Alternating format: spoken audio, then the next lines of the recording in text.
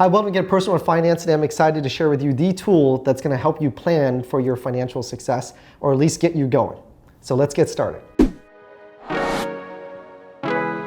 So the hardest thing when it comes to our personal finances is to get started. And I can tell you it's intimidating, especially around the subject that you hear about, retirement, planning, personal finance, right? That big word, or finances. You need to get your finances in order. Yeah, and I can be honest with you, it is intimidating and it can be confusing, but we all got to start somewhere, right? And so the tool that it's very simple that I've created for you is this. It's a tool to help you prioritize your goals, right? Or prioritize the things that are important to you. I'm sorry, I wouldn't say goals just yet, but prioritize the things that are important to you. So the worksheet gives you, there are various items there that you would read and reflect upon, and then give yourself a score between 1 and 5. 5 is being the most important.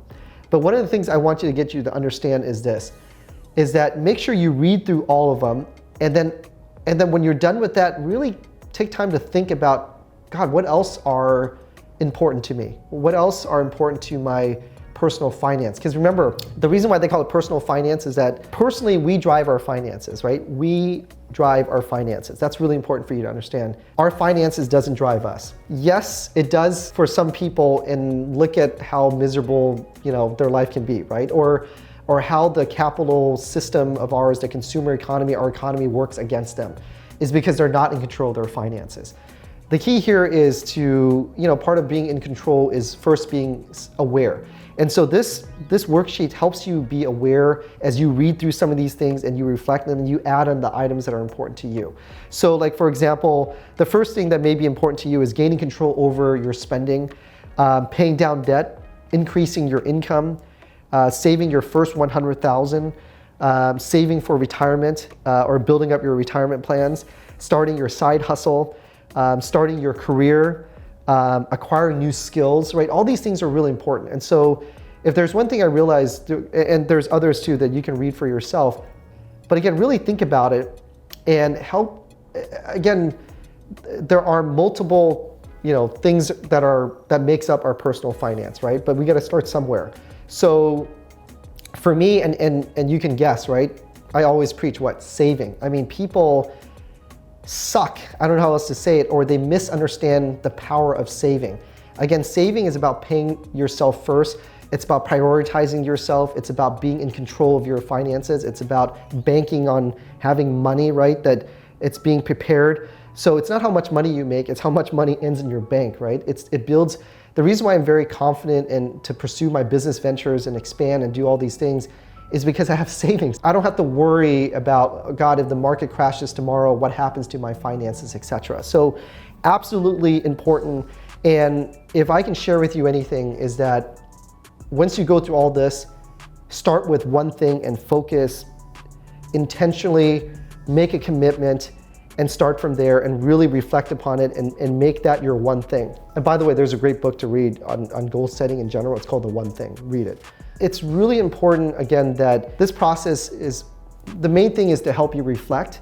And the other thing is to then help you prioritize and get you started on one thing, or if you're really good, or if you have things that are complementary, then you have two things that you can attack or go with, right? So again, remember, you're the driver of your finances. Don't let your finances drive you. So it's really important that you go through this process and again, reflect, right? Think things through. Don't make the mistake of jumping in something big without really consciously thinking other areas of your finances too that are important, right? So anyway, so this worksheet is all about, and there's just another thing I want to share with you, just kind of a personal story, is that it's about starting with something very small. So don't make for me, I'll give you a good example. It's something I learned from a good colleague of mine, and he's very successful at exercising, where before he could not have any traction or have something that's long lasting because he would have these big goals, going to the gym, doing all of these, wearing the outfit and making a big deal out of it.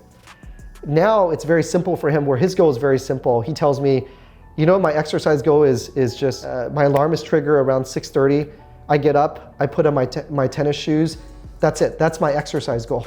It's very simple. to every other day. I think he started with every day or every other day, but basically it was just wake up at 6:30, the alarm goes on, and put on his tennis shoes. It's the strangest thing.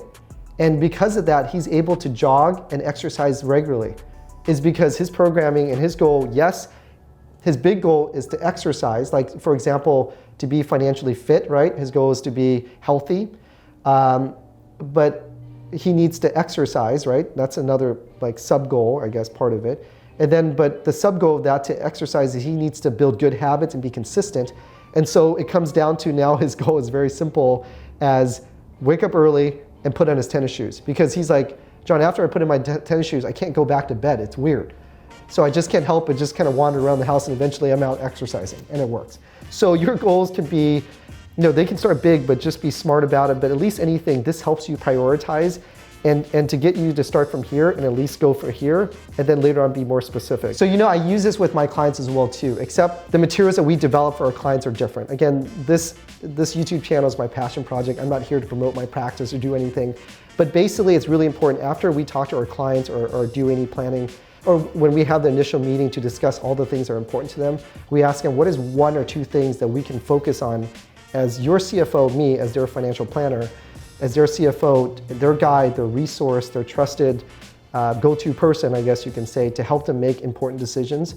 Where do we start, right? So we can't tackle everything, right? Where do we start to build a relationship, to get things going? And then obviously we will take care of those other priority items as well too, but we got to start with something. So that focus everything on something that we can then start with and then start to build results. And then from there, everything kind of just falls into place. So anyways, with that, I hope you like this video. Please like and subscribe, and I'll see you in the next one.